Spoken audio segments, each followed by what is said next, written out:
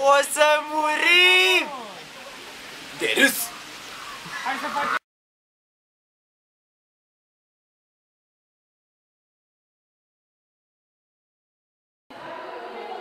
Tjena! Ja, tjena Janne! Ja, det är bra. Ja, hur mår du då? Ja, mycket fint. Ja, tjena! Här ser ni Nokias nya telefon N73. Kameran 3,2 megapixel, mycket fina bilder. MP3 och allting, du kan lyssna musik, mycket bra. Och massor med andra bra saker. Ta-na-na-na-na.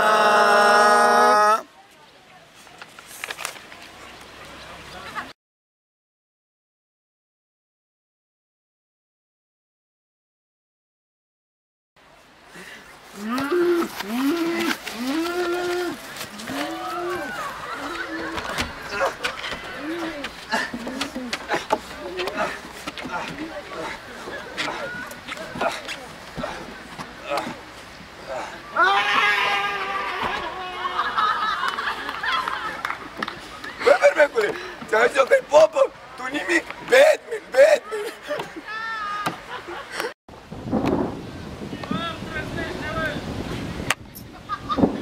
Te-ai săturat să-ți se povestească în fiecare dimineață ce s-a întâmplat la careu?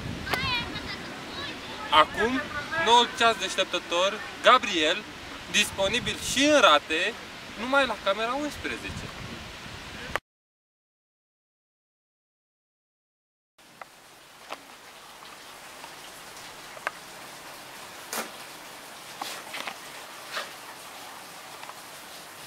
Dorele, ne mișcăm mai cu talent? Bună ziua, doamnelor și domnilor! Suntem în campusul de la Sătic, temnița în care zace presupusa iubirea doamnei Balinela, domnul Iosif. Sunt câteva întrebări care probabil vă frământă mințile, cum ar fi: de ce acest tânăr bine crescut, educat, format se află în acest loc înfiorător? De aceea mă aflu aici, pentru informarea dumneavoastră. Bună seara, domnule Iosif! Bună seara, stimată doamnă.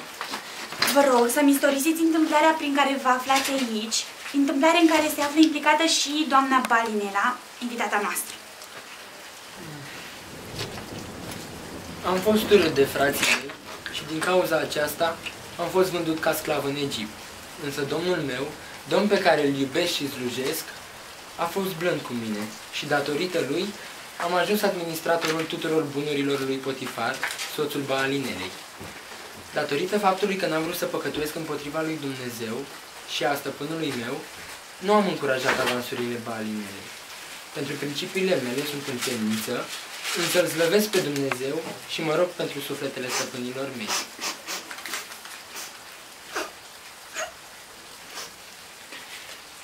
Priviți credința lui Iosif, o credință de neclintit. Acum să revenim în studio și să ascultăm povestea Maricicăi.